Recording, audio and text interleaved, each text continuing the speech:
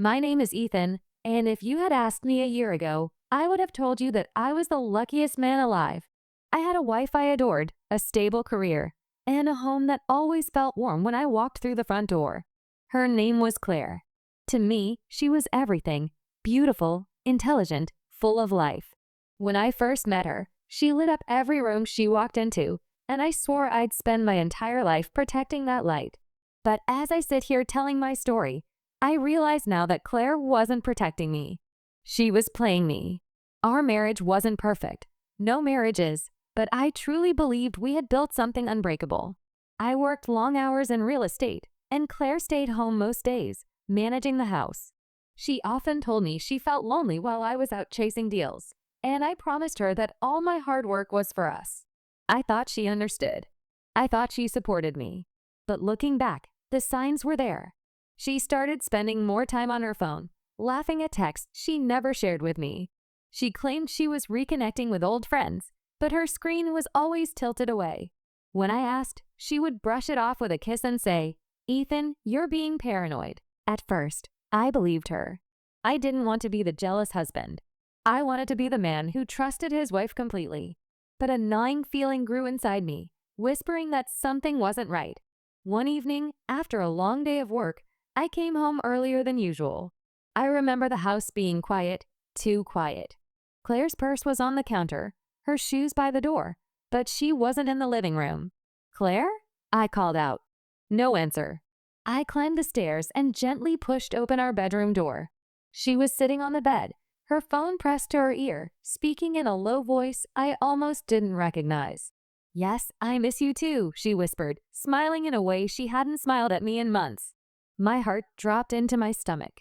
She didn't see me at first, so I just stood there frozen, listening to her giggle and promise whoever was on the other end that she'd find another excuse to see them soon. When she finally noticed me, her face went pale. She scrambled to hang up, shoving the phone under a pillow. "Oh, Ethan, you scared me," she stammered. "Who was that?" I asked, my voice low, trembling with anger. "No one," she said too quickly. "Just a friend from college." But I wasn't stupid. That night, lying next to her in the dark, I stared at the ceiling, my mind spinning. I wanted to believe her, but the way her hands shook, the way her voice cracked, the way she avoided my eyes, it all screamed lies. I couldn't sleep. My chest felt tight, my head heavy with suspicion. That was the moment something inside me shifted. I realized if Claire could betray me so effortlessly, without fear, then I couldn't afford to keep pretending. I needed to know the truth. The next day, I left for work as usual, kissing her on the cheek, acting as if nothing had happened. But instead of heading to the office, I parked a few streets away and waited. Hours passed before I saw her. Claire emerged from the house dressed to impress, hair done, makeup flawless, wearing the red dress I had bought her for our anniversary. But she wasn't going to lunch with a friend. She walked quickly to a car parked across the street. A man stepped out, tall, well-dressed, with his arm opening for her like they had done this 100 times before. And then I saw it. She melted into his embrace, her lips pressing against his in a kiss that ripped the air out of my lungs. My hands shook on the steering wheel. My vision blurred with rage and heartbreak. Claire, my wife, the woman I had built my life around, was in another man's arms. I didn't confront her that day. No, I drove away, teeth clenched so hard I thought they might shatter. I could have stormed over, dragged her out of that car, and demanded answers, but I didn't. Why? Because in that moment, a new thought crept into my head, one darker than I'd ever had before. If she had betrayed me without fear, then I would take everything from her. But I had to be careful. I had to play smarter than she ever could. So instead of screaming, instead of crying, I began to plan. For the next week, I acted as if nothing had changed. I brought her flowers, made her breakfast, and told her I loved her. And she, foolishly, played along. But behind the smiles and fake affection, I was watching, waiting, collecting every piece of evidence I needed. Photos, messages, bank statements, everything. And as I built my case, one thought kept me alive at night. She thinks she's winning. She thinks I'm blind. But when this ends, she'll have nothing left. By the time Claire noticed the shift in me, it was already too late. She tried to cover her tracks, deleting texts and sneaking around more carefully, but I already had what I needed: the proof, the betrayal, the weapon. And soon I'd unleash it in a way that would destroy her world completely.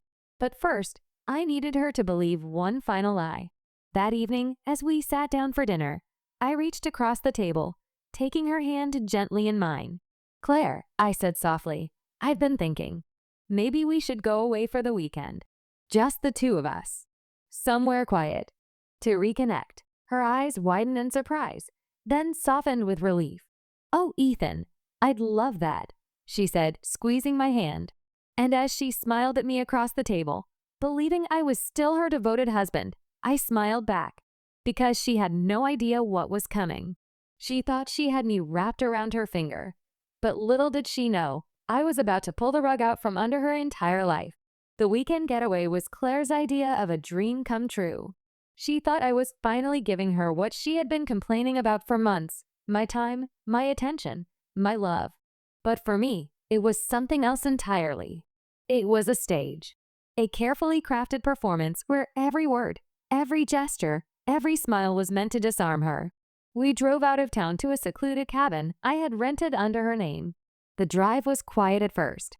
Claire hummed along to the radio, sneaking little glances at me as if she were testing to see if the old Ethan was really back.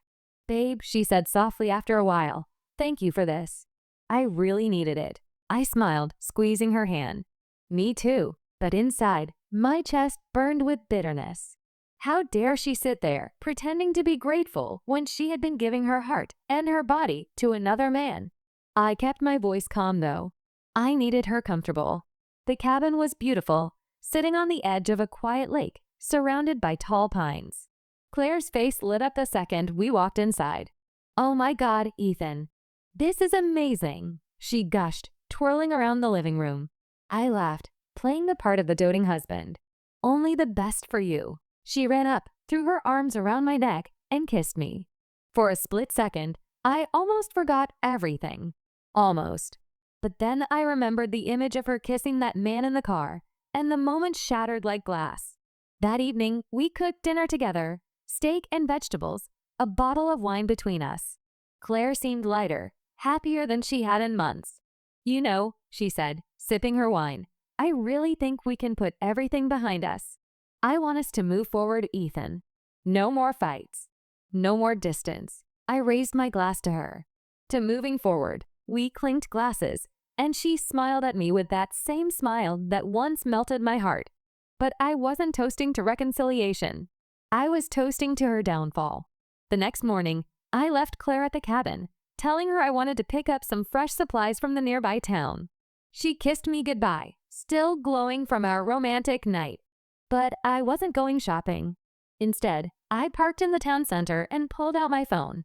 I opened a private folder filled with everything I had gathered over the past few weeks: screenshots of her texts, pictures of her with him, copies of suspicious bank withdrawals. Then I began sending it all to my attorney. I wasn't just preparing for a divorce. I was preparing for total war. Later that day, I returned to the cabin, acting as if nothing had happened. We spent the rest of the weekend hiking, fishing, sitting by the fire. Claire was affectionate, giggling, wrapping her arms around me like she had rediscovered the man she had fallen in love with. But the truth, she wasn't rediscovering me. She was falling straight into the trap I had set. When we finally returned home, Claire seemed different, lighter, more at ease. She hummed while unpacking, kissed me on the cheek as she folded laundry, even made my favorite dinner that night. If I hadn't known the truth, I might have believed she was the perfect wife. But I knew better. And the best part? She thought I knew nothing. 2 days later, I arranged a meeting with a private investigator I had hired. He slid a thick envelope across the table, his expression grim. "You were right to be suspicious," he said. "She's been seeing this guy for at least 6 months. Multiple hotels, cash withdrawals, even a vacation they took together while you were working late nights." I clenched my fists, my jaw tight. "His name?" The investigator nodded. "Jason Carter. Works in finance. Divorced. Mid-30s. From the looks of it, he's been promising her a future. With my wife." I thanked him, paid the bill, and left with the envelope in hand. That night, I laid it on the table in front of me and opened every photo, every receipt, every hotel booking. My stomach churned, but I didn't cry. I didn't even scream. Because, by now, I had moved past heartbreak. I was fueled by something much stronger, revenge. The following weekend, I casually mentioned to Claire that I had a business dinner coming up. She barely looked up from her phone. "That's fine," she said. "I'll just spend the evening at home." But I knew she was lying. I knew exactly where she'd be. So instead of going to any dinner, I parked near Jason's apartment building and waited. Sure enough, not an hour later, Claire's car pulled in. She stepped out, adjusting her coat, smiling in a way I hadn't seen her smile at me in months. Jason was waiting at the door. He kissed her like she belonged to him. And that's when I took the photos myself. Picture after picture, each one a nail in the coffin of her carefully built facade. When Claire finally came home that night, I was sitting at the kitchen table, sipping coffee. "You're up late," she said casually, hanging her coat. "Yeah," I replied. "Couldn't sleep." She kissed me on the cheek and walked upstairs, humming softly. And as I sat there, watching her disappear around the corner, I smiled to myself, because she had no idea the walls around her were about to collapse. She thought she was safe in her lies, but soon, the world would see her for who she truly was, and when I struck, she wouldn't just lose me. She'd lose everything. By now, the truth was undeniable. My wife was living a double life, betraying me behind closed doors while smiling in my face. And worst of all, she betrayed me without even the slightest hint of fear, as if I would never find out. But I had found out. And now, I was going to make sure she paid. The morning after I caught her at Jason's apartment, Claire came downstairs in her robe, humming like she didn't have a care in the world. "Good morning, handsome," she said, leaning down to kiss me. I let her kiss me, even smiled, but inside my stomach turned. She poured herself coffee and sat across from me, scrolling through her phone. That was when I said, as casually as possible, "Claire, I've been thinking. Maybe we should host a dinner party. Invite some friends, maybe even family." It's been a while. Her eyes lit up. "That sounds wonderful. Like a fresh start for us." I smiled back. Exactly. But the truth was, this dinner party wasn't about fresh starts. It was about endings. Over the next week, Claire busied herself with planning. She made calls, wrote lists, and even pulled out her best china. She thought she was preparing for a celebration of our marriage, but I was preparing for her humiliation. I invited close friends, her sister, my parents, even some colleagues. I wanted as many witnesses as possible, because when the truth came out, I didn't want it whispered in shadows. I wanted it exposed in the light. 2 nights before the party, I got another call from the investigator. "She's with him again," he said. Same hotel as before. I clenched my fists but stayed calm. "Get me the footage." Within hours, I had it, a video of Claire walking hand in hand with Jason into a hotel room, her wedding ring glinting under the hallway lights. It was the final nail. The night of the dinner party arrived. The table was set beautifully, candles flickering, food laid out perfectly. Claire looked radiant, wearing the blue dress I'd always loved, her hair curled delicately around her face. "You look beautiful," I told her. She beamed, kissing my cheek. "Thank you, Ethan. Tonight is going to be perfect." I swallowed the bitterness rising in my throat. Perfect, yes, but not for you. Guests filled the house, laughter and chatter echoing through the rooms. Claire floated around, greeting everyone, her smile wide and confident. To anyone else, she looked like the picture of a loving wife and gracious hostess. But I knew the truth. And soon, so would they. When dinner was served, I stood at the head of the table, raising my glass. "Before we eat," I said, "I just want to say how grateful I am to be surrounded by such wonderful people tonight. And most of all, I want to honor my wife, Claire. She has been everything to me." Claire's cheeks flushed, and she smiled sweetly. "But," I continued, my voice steady, "sometimes the people we trust the most are the ones who betray us without fear." The room went silent. Claire blinked, her smile faltering. "Ethan, what are you?" I pulled out my phone, tapped the screen, and projected the first image onto the television behind me. Gasps filled the room. It was Claire, kissing Jason outside his apartment. Her face drained of color. Ethan, stop. Another photo. Another gasp. Claire and Jason entering a hotel together. Her sister covered her mouth in shock. My mother shook her head, tears in her eyes. And then, the video. Claire, laughing, holding Jason's hand as they walked into the hotel hallway. The room erupted in whispers and shocked murmurs. Claire stood, trembling. Ethan, please, don't do this here. But I cut her off. Why not, Claire? You betrayed me without shame, without fear. You didn't care who found out. So why should I protect you now? She burst into tears, reaching for me. Ethan, I'm sorry. I didn't mean for it to happen. I just felt so alone, and Jason. Don't you dare say his name in this house. I snapped, my voice sharp enough to cut glass. Jason, the man who thought he could steal my wife. He wasn't at the table tonight, but his shadow loomed large. One of my friends muttered, unbelievable. Her sister shouted, Claire, how could you? Claire sobbed harder, collapsing into her chair. Ethan, please, we can fix this. We can go to counseling. I'll end it. I'll do anything. But I shook my head. No, Claire. You made your choice. And tonight, everyone knows who you truly are. I left the table, walking out of the room as Claire cried after me. The guests sat in stunned silence before slowly gathering their things and leaving. By the time the house emptied, Claire was on the floor, her makeup smeared, her dignity shattered. She tried to reach for me again, whispering, Please, Ethan, don't leave me. I looked at her one last time and said, You left me a long time ago. Then I walked upstairs, leaving her broken on the floor. But my plan wasn't finished. Exposing her was just the beginning. The real destruction, the part that would leave her with nothing, was still to come. She thought the humiliation was the worst of it, but she hadn't yet seen how far I was willing to go to strip away everything she held dear. The night of the dinner party was only the first strike. Exposing Claire to friends and family had been satisfying, but it wasn't enough.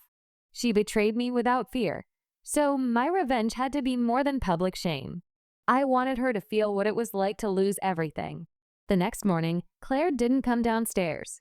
I heard her sobbing faintly from the bedroom, the sound muffled by the door she had locked. Part of me almost pitied her, but then I remembered the image of her hand in Jason's, the way she laughed with him, the way she looked at him like she used to look at me. That pity evaporated instantly. I called my lawyer. I'm ready, I said. Good, he replied. With the evidence you've provided, this will be straightforward. She won't stand a chance in court. For days, I played the role of a ghost in my own home.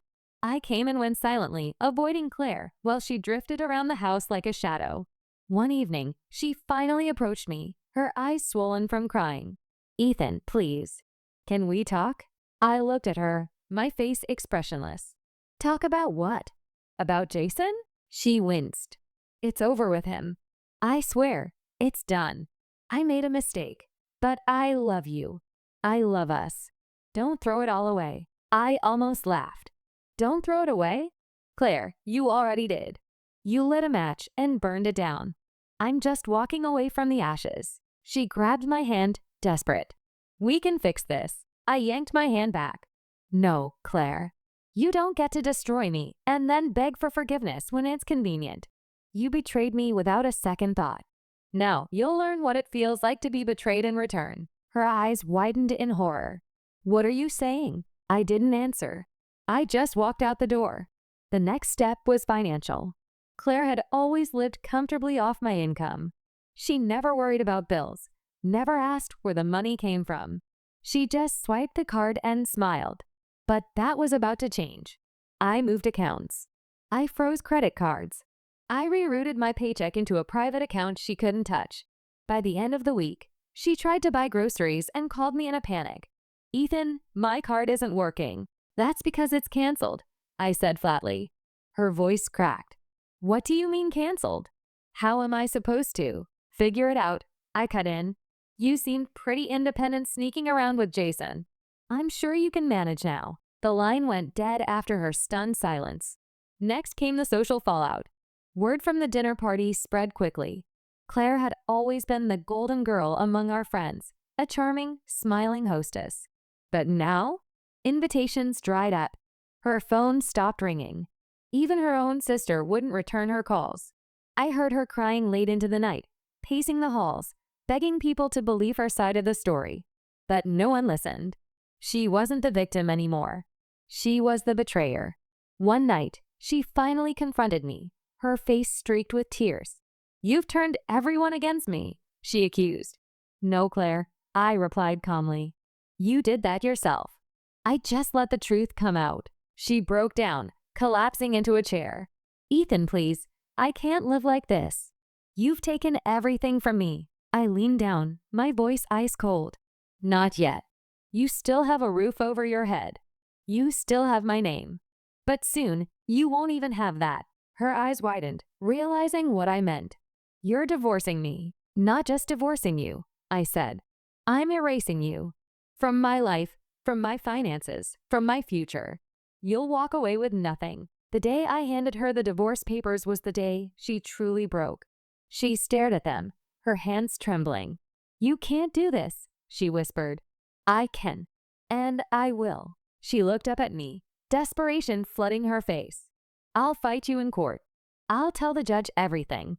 You can't just leave me with nothing." I slid a folder across the table. "Go ahead. Try.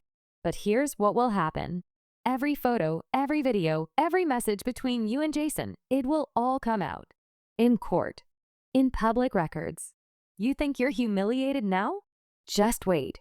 Her lips trembled, her eyes filling with fresh tears. She knew she was cornered. "Please, Ethan, I'll do anything," she whispered. "Sign the papers," I said coldly. For a long moment, she just stared at the divorce papers. Then, slowly, with shaking hands, she picked up the pen and signed her name. I watched her crumble as the reality hit her, her life as she knew it was over. But I wasn't done yet. Because while Claire thought the divorce was the end, it was really just the final step in my shocking plan. That night, I stood by the window, looking out at the dark street. Claire was upstairs, crying herself to sleep again. I felt no joy, no satisfaction, only a cold sense of justice. But deep down, I knew there was one more move to make. The move that would ensure Claire didn't just lose me, the house or the money. She would lose the one thing she thought she could hold on to. She believed the divorce was the end of my revenge, but she had no idea. I had one last shocking plan that would strip her of the very last thing she clung to. Claire thought it was over. She signed the divorce papers, believing that was the worst of it, that losing me, the house, and financial security was the price she had to pay. But she underestimated me. Because betrayal wasn't just about breaking vows. It was about destroying trust, family, and the very foundation of everything we had built together. And my final plan would make sure she never forgot what she had done. A week after she signed the papers, Claire came to me, her eyes hollow. "Ethan," she whispered, "I don't have anywhere to go. I don't have money. I don't have friends. Please, at least let me stay here until I figure things out." Her voice was small, fragile, so unlike the confident, fearless woman who once thought she could deceive me without consequence. I stared at her for a long moment before finally saying, "You'll leave this house tomorrow." Her lip quivered. "Tomorrow? But where will I go? That's not my problem anymore." She dropped her head into her hands, sobbing. "Ethan, please. I was stupid. I was selfish. But I loved you. I still love you." I clenched my fists. "You don't get to use that word anymore. You don't know what love is." That night, as she cried herself to sleep on the couch, I made the final phone call to Jason. "Yes, Jason, it's Ethan." There was a pause on the line. I could hear his unease. "I'm guessing Claire hasn't told you," I said smoothly. "She's free now. The divorce is signed. She has nothing. No house, no money, no support. But since she risked everything for you, I'm sure you'll be there for her, right?" Jason stammered. I don't think that's a good idea. Things between us. It was just a mistake. I don't want her showing up at my place." I smirked. That's exactly what I thought. I hung up, knowing Claire's last hope was gone. The next morning, Claire woke to her packed bags by the door. What is this?" she asked, her voice trembling. "You're leaving," I said firmly. Her eyes filled with tears. "And go where?" "Ethan, please, I have no one." I looked at her coldly. "That's the price of betrayal. You had me, you had everything, and you threw it away without fear. Now you have nothing." She fell to her knees, clutching at my legs. "Don't do this to me. I'll change. I'll be better. I pulled away. "It's too late, Claire. You destroyed us the moment you thought I'd never find out. My shocking plan isn't just about taking everything from you. It's about showing you what betrayal really costs." And then, with tears streaming down her face, she left. She walked out the door carrying nothing but a single suitcase. No car, no money, no family waiting to comfort her, not even Jason. She had gambled everything and lost. The house felt eerily quiet after she was gone. For weeks, I went through the motions of life: work, sleep, eat. Friends told me I looked lighter, freer, but inside I felt only emptiness. One evening, my friend Daniel came over and asked, "Do you feel better now? You got your revenge. You destroyed her." I sat in silence for a long moment. Then I said, "It wasn't about destroying her. It was about balance. She betrayed me without fear, thinking there would be no consequences. I made sure she learned there are always consequences." Daniel nodded slowly. "And do you regret it?" I stared at the darkened window, remembering Claire's last broken look as she walked away. "No," I said quietly. "I don't regret it. Because sometimes the only way to heal is to show the person who hurt you that they can't walk away unscathed." She left me with scars, but I left her with nothing. Months passed. I never saw Claire again. Word around town was that she drifted from place to place, struggling to survive. Some said she tried reaching out to Jason again, but he rejected her completely. Others said she had left the city altogether. Wherever she went, it didn't matter. She was out of my life for good, and I was free. Still, every so often, I would remember the way she laughed with Jason, the way her hand brushed his, the way she thought she could play dangerous games with my heart and face no consequences. And then I would remind myself of that final moment, standing at the door, watching her leave with nothing. That was the closure I needed. I poured myself a drink, sat back in my chair, and whispered to the empty room. She betrayed me without fear, but my shocking plan left her with nothing. And for the first time in a long time, I felt peace. The end.